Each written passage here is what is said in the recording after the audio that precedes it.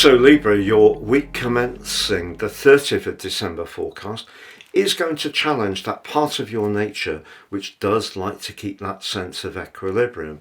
Why is that? Well, it's because I feel there's quite a few choices. The sun at the turn of the year is always in the part of your chart to do with how things feel, your home, your family situation, any delicate strands in that area. But right at the start of the week, before the moon moves into Capricorn, it does square off to Neptune. So it's possible that there's a conversation that's set to unfold that might not be particularly clear. Yet you could be feeling particularly strident at the start of this week with Mars and Pluto in an opposition, and Jupiter and Mercury too.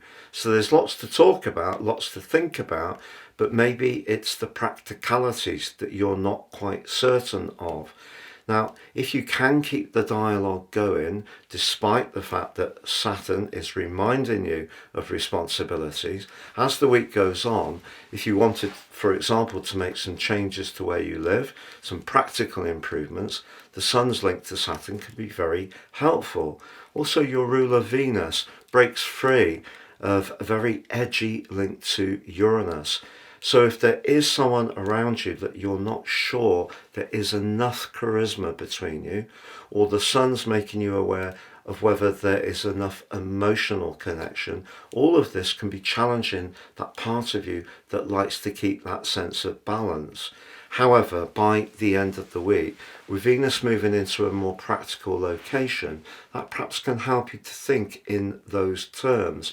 Also, as Mars and Pluto exactly meet, if you do need to mark off what's acceptable to you or not, in other words, be clear on your boundary, that will help you. Also, Mercury emerges from a post-retrograde shadow, but it too does tangle with Neptune as this week draws to a close. So you could find yourself this week not completely exactly clear about what route to take.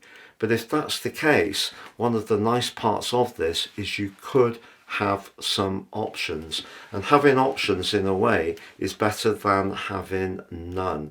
As the week draws to a close, at least I feel that you'll start to grapple more with the more practical strands that Saturn wants you to continue to work on through to the 26th of May, when it will move into your sector of relating. So the things like work, like diet, like health, the type of stuff that we tend to think of at the turn of the year. But this week, I just feel that Saturn could be a little bit onerous and overbearing unless you just relax and embrace the fact that there may be some essential priorities that you do have to deal with. But once you do, that's going to free up to allow you to make the choice which is truly right for you. And if you've yet to watch your deep dive video, please see the link beneath this one.